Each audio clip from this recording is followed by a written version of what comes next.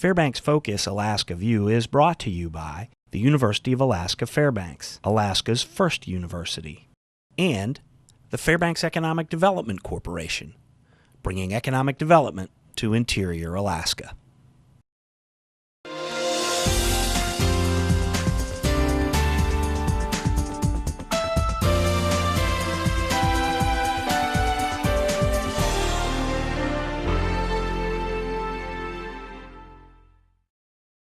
Today on the Fairbanks Focus Alaska View, I'll be speaking with Randy Carnahan from the Tanana Valley State Fair Association. And we have a special message from all of us here at Fairbanks Focus Alaska View.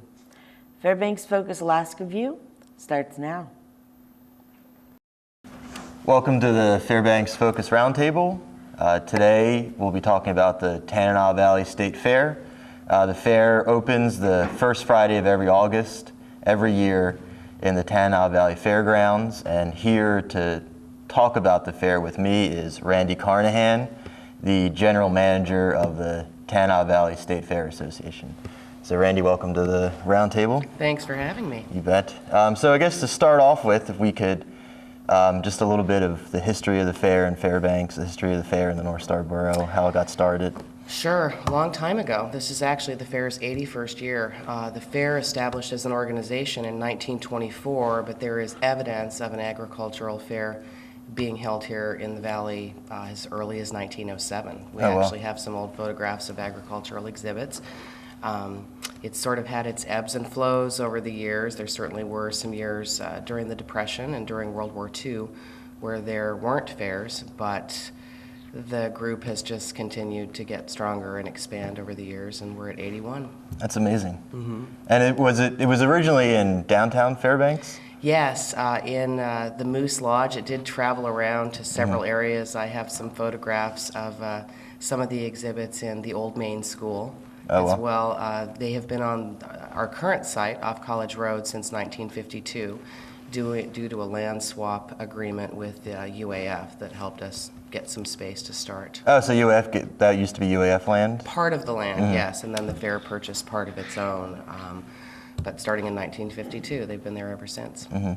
That's amazing. That is a long stretch for a fair like that. It's the oldest fair in Alaska. We're actually quite a bit older than statehood, and it's the farthest north fair in the entire United States. Wow, really? Yeah, we get visitors from all over the world. We actually had a family in the other day from Iraq. Oh, wow, really? Yeah. That's amazing. And so the fair obviously opened the first August of, or the first Friday of this August. What are some of the highlights so far? This being shown Sunday morning. What's been happening? Final day, with today being the final day. A variety of activities, just starting with the fact that we have featured over 100 local groups of performers, dance groups, and musicians on all of our stages. There are a lot of different community events that are put on out at the fair to support other organizations. Canned Food Day on Thursday, for example, netted 25,000 pounds of food for the food bank. Wow. All of the judging on all of the entries for competitive exhibits has been completed, and we will give out $23,000 in premium money on those ribbons today. So Sunday is the day that you give out all the ribbons? The ribbons are all placed now. There's an awards ceremony show that happens today for all of the grand champions, and then we start doing the prize payout money next week. Wow. So just too many events to even, it's all run together to me now, but different things every day. Right. And then there's also the ride component and the like the Ferris wheel and the what's the one where you sit at the bottom and it's a bungee cord that springs you way up? That is the slingshot. Okay. Have you ever been on that? No, I haven't. I went on it once on a dare and I'll never do it again. Oh, really? Worst feeling in the world. Oh. I know what... Unless you're into that. I know what Air Force pilots probably feel like. You do get that G-force, you know. Oh, really? Yeah. But the Carnival is a separate company. It's actually the only carnival company that operates in the state of Alaska. Oh, wow. So we partner with them, and they come up and set up every year, too. And they bring them in. What are your favorite food items? Oh, I know you don't want to play favorites. You don't have to mention any names specifically. Well, it's funny. the different food at the fair is such an important component of the fair. People do come out there to get things to eat that they can't get at any other time of the year for the most part. The size of our fair, we have a formula of 45 food vendors. That works for our size of fair. We don't want to bring in a lot more because it waters down what's going to be beneficial for the 45. So 45 is a good number for us. We have the old standbys, of course, your elephant ears you can get, your cheese curds, but we always like to try to bring in new and interesting items. This year it was alligator tail. Right. And I tried it. I don't know if you tried it, but it was actually very good. I haven't had a chance yet. The line's always been too long. You need to get out there today. I was actually pretty impressed with that product. There's a new African food booth out there called Taj Mahal that has been surprisingly good.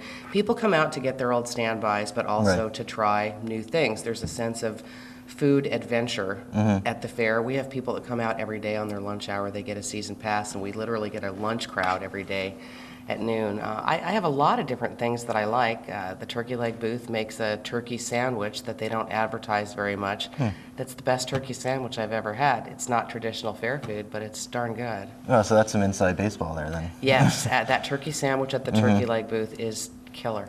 All right, we'll have to check that out. And so I was thinking about, because I went to the fair last night, and it was canned food day, so it was really, really crowded there. Yes. And there's this, I don't know what it is, but there's this sense of being in a fair, of everyone collectively kind of there just to have a good time, of this kind of, there's this atmospheric vibe, if you will, that the fair has. And that takes a lot of planning to create that. I will tell you, that doesn't just magically happen. The people really have a sense of the fair now of, first of all, it's the last big hurrah of the summer. It is the largest celebration in the interior. We will draw over the 10 days this year easily over 100,000 people through the gates. Wow. People come out to the fairs and to see people that they haven't seen maybe since the last fair. So there is really that sense of visitation and community. We really try to capitalize on that by putting things in the fair that showcase where we live. You know, the fair should show the best of everything that's in the interior, and we really work hard to try to serve as that platform for showcasing the best of what's here. So if you grow vegetables, bring them out and show them to other people. If you're into canning, if you do anything in any one of the 27 different divisions, bring it out, share it with people. If you dance, if you sing, if you play an instrument, we really work to be the place for people to come and do that and share it with everyone. So it really is a sense of sharing with the community. There is no other feeling like it. It is nice. It's kind of this fantastic sort of reflection of the community. You can go and see yourself sort of in a way. Like hear all the great things that are going on. You can also see things that you would look at and think, well, that would never be myself. Right. It's a great place to people watch. Oh, absolutely. And even the place where I've been for most of the fair has been inside the agricultural hall, helping out at a booth there. And that's very exciting. It's amazing that people come in and see all the different things that can be grown up in the interior, things that I didn't even know that could be grown in the interior. And that both kids and adults are growing, and agriculture here, I continue to be amazed by the things that I see in that particular building. I wish we had more entries in that area, but I think there is a growing sense in Fairbanks of people wanting to take more responsibility for their own food source, and I see that reflected in that building where the agriculture is. Plus the reduce, reuse, and recycle exhibit is in that building. I don't know if you got a chance to take a look at it, but it's amazing the things that people are making out of recycled goods. Absolutely, yeah. I was really surprised by the peaches, personally. Yeah. I couldn't believe that someone grew peaches up here. Yeah, and it's people just try to grow all kinds of things. People don't realize you can grow fruit here outside of berries, but you can. You just have to get a little educated on it. Cooperative Extension is always a big presence out at the fair too, and they have all kinds of information on how you can grow different things. Yeah, and the awareness that it brings to not only the variety of things you can grow, but also the farmers that are growing them is pretty spectacular. Just that map that's up there, all the different farms that are in the area. There's a lot. There's a lot more than people think, you know. And so canning and preserving, we've noticed as a division, has really taken off as well. As people are growing more of their own food, they have to have ways to preserve it over the winter to be able to utilize it year round. Right. And so then going there, if you could speak a little bit about what you feel is the economic impact that the fair has on the Fairbanks North Star Borough in particular, maybe on the interior and more generally. Sure. And we're talking about doing some studies on this in the future because we do see certain things. We know that we pull people in from the whole upper half of the state. And so we've started working on building a lot more cultural elements into our fair as well so we can reflect those areas of Alaska. But you get all of these vendors in, for starters. We have over 300 vendors at the fair. They are buying products here. They're utilizing hotel rooms here. We would like to get firmer information on that, but we know particularly with the food vendors, they're shopping here locally when they're here to restock everything for their booths. They're also hiring people. The fair hires about 40 people for just at fair time. So there's an impact there. The carnival, of course, certainly hires all local. Our security force hires all local for that 9 days of the fair. So we know we're creating jobs. We know that we're partnering with nonprofits in a way that benefits them as well, which since we're a nonprofit, that's very important to us, that we're able to show benefit to other nonprofits. I think that the impact financially on the community is huge. Yes, people come out and spend a lot of money, but we also put a lot of money back out there into the community. Right, and it is the vendors that are coming in. And even, I mean, if you're drawing people from as far as Iraq, as far as the lower, I mean, I guess a lot of people from the lower 48. I ran into a whole busload of people from Pennsylvania when I was there. We've had a lot of people from Pennsylvania at Right. the fair this year, and there's a big conference up at the university this past week that the fair was actually an optional tour package for while they were here in town. We get tour calls from people that are on cruises that are here in Fairbanks for a day. They want to come out to the fair, so that we want that to be part of the study too, is what is the visitor industry impact that the fair is having on the community, which I think is growing. Yeah, I mean, having over 100,000 people just come to one place at one time for 10 days is, it's hard. It would be hard to imagine that there is anything less than a pretty big economic impact on the community. The great thing for visitors is that I'm always excited to have visitors from other places come to the fair because I feel like if they spend even 4 hours at the fair, they are truly getting a good slice of what life is like here in the interior and showcased in a pretty unique and fun way, but they can get a good sense of Fairbanks by coming out. And then segueing into the good sense of Fairbanks, what can people who are watching the show Sunday morning expect to see when they go to the fair? Well, since we added a day this year, this final day being a Sunday is kind of a new thing to us. The fireworks traditionally signal the close of the fair. They're always on Saturday night. I need people to know we have moved the fireworks to Sunday at 9 p.m. It's traditionally the most crowded day of the fair. It's the busiest day. It's the last chance for people to come out. So we have the state mud bog championships happening at the fair all day on Sunday. People are already ramping up for that. They've got the big deep mud pits back there. And where's that held in the fair? In Sunrise Field Arena, there's a big set of bleachers that faces Creamer's Field. Okay. Right just beyond the beer tent by Blue Gate, and we expect that to be quite packed all day. The animals, since the auction was Friday night, the animals are all loaded out Sunday morning. So the animals won't be there on Sunday, but it's going to be a great day, we still have events, competitions, we still have different performances every hour on the hour, rotating on 3 stages. And what day or what time will the fireworks start? 9 p.m. 9 p.m.? 9 p.m. And how long do Sunday. they usually go for? 17 to 20 minutes. Okay, and that'll be, is that the same place where the mud bog races are going to be? Okay. Yep. So everyone can just stay there after the races are over with and watch the fireworks? Oh yeah, the bleachers are always packed for that. So And will it be dark enough for the fireworks? I don't know. We are not sure about that since normally they're at 11 p.m. and that's kind of iffy. I'm thinking it might be a little light, but since there's only 2 fireworks shows in Fairbanks, generally big ones at the fair and then on New Year's Eve, I think people will still come out for them. I'm a huge fireworks fan personally. Me too, me too. And the company is great that does it. So. And what time does the fair close Sunday? 9 p.m. on Sunday. 9 p.m. So, okay. And then we'll take a look this year. So you have to be in before the fireworks start in order to be able to see them?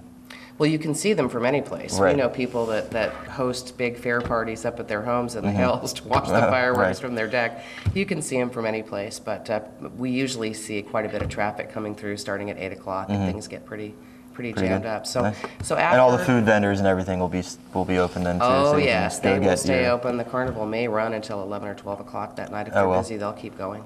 That's fantastic. So then we'll take a look after the 10-day fair this year and see if that's a good thing. We did that at request of a lot of the vendors and people that wanted 2 full weekends. And if it works out for us to do that, it'll continue to be a 10-day fair. Great. So, any closing things you'd like to say about the fair to get? Just that the fair would not exist without the support of the Fairbanks community.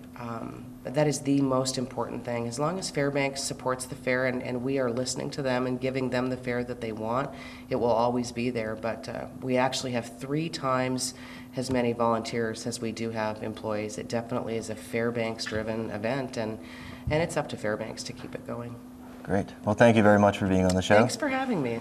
And thank you very much for joining us. See you next time. Welcome back to Fairbanks Focus Alaska View. I'm Melissa Bukta, and I usually do the interview segments at the top of the show. But I'm coming to you in the second segment of Fairbanks Focus to have a conversation about someone very special.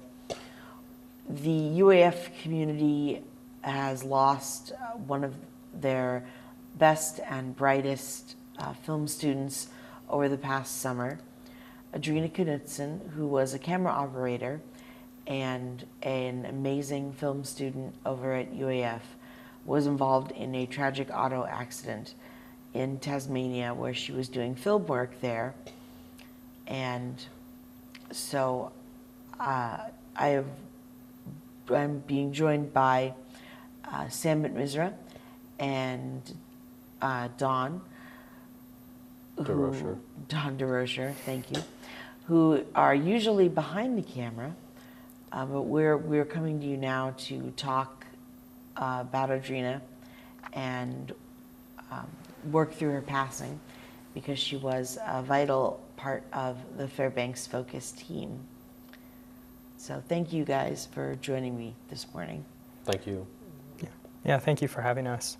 Yeah, but yeah, Adrina was such an amazing person. She actually got this job through me. I'm the technical director here at Fairbanks Focus, and I was a prior camera operator. And I thought it was really special that she could kind of join our group, and she needed a job around last semester. And I said, hey, you should join Fairbanks Focus. And she was really, she was super busy. She's always been one of those go-getter, get it done, super staying on top of everything. And she wouldn't know if she had enough time, but she did. And we had the pleasure of having her for last semester all here at Fairbanks Focus. So I thought that was really exciting time. And just seeing her in certain classes that we took together, and we're both like journalism / film, both the departments are really close. So just having that time that we spent together and just coffee drinks, and yeah, it was really something. And it's really sad that she has passed and that accidents happen. And but yeah, it's hard. It's really hard to get through that.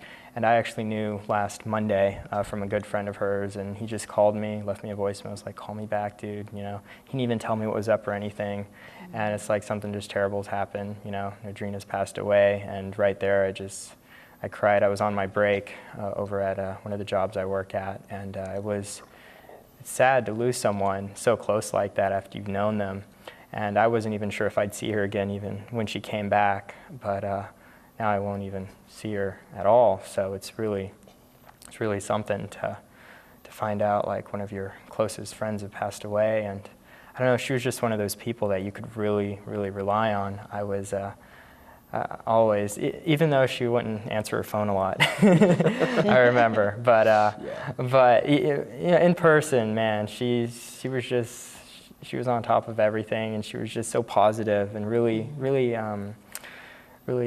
motivating to go out and do stuff and just have a good time. And she loved hockey. I remember that was a big thing with all her friends, and we played Settlers together, and it was good stuff. But yeah, I just really enjoy her company, and I know she's in a better place right now, so it's good stuff. But yeah, that's all I have to say. But thank you, Melissa. Thanks for having me. No problem. No problem. Thank you, Don. Yeah, thank you. I first knew Adrena, met her during film club, and had, just like Don was saying, had the pleasure of working with her here on Fairbanks Focus. She was amazing. She stepped in when we really, really needed a second camera operator, and she was always professional. She knew what she was doing behind a camera, and dependable, but she just loved to laugh, and she was vivacious and amazing. And it deeply saddens me that I will not get to see her this fall and get to know her more as a person. She was one of the best things about documentary film class. Her documentary, Real Ice, which was about hockey, which she dearly loved,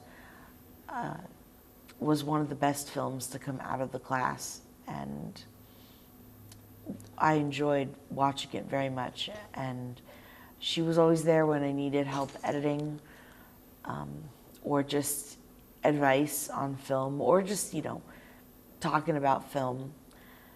And she was a bright spot during my day.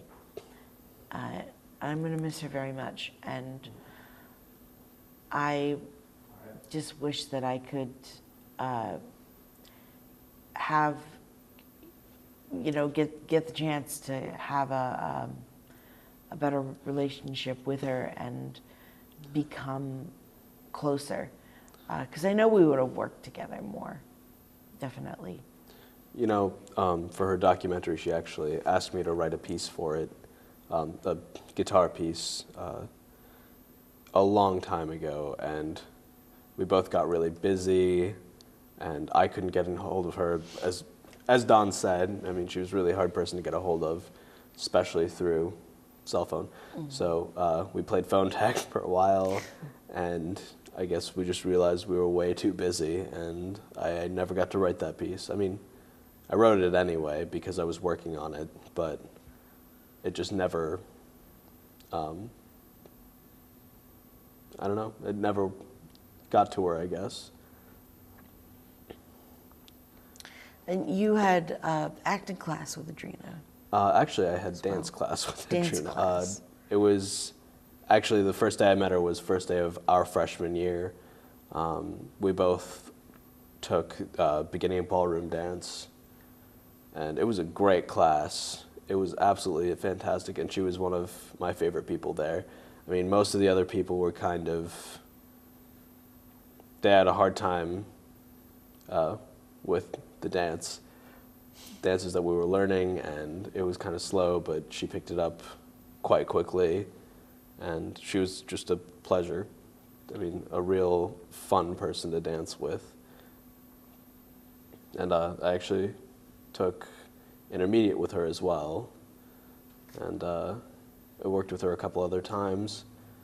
She worked on The Messenger as well, which I was not part of, but I'd see her every now and then, and we had a lot of good friends who also worked on The Messenger, so there was a lot of really fun working relationship there. And it was just, it's kind of sad because she really was one of the best students that UAF had to offer as far as documentary filmmaking. Oh, yeah. She was absolutely fantastic. I mean, Her documentary was Real Ice that she premiered during the spring, during the documentary class. And like I said, it really was one of the best pieces to come out of that class. And, I remember telling her, I personally don't enjoy hockey, and I don't know a lot about hockey, especially outdoor hockey.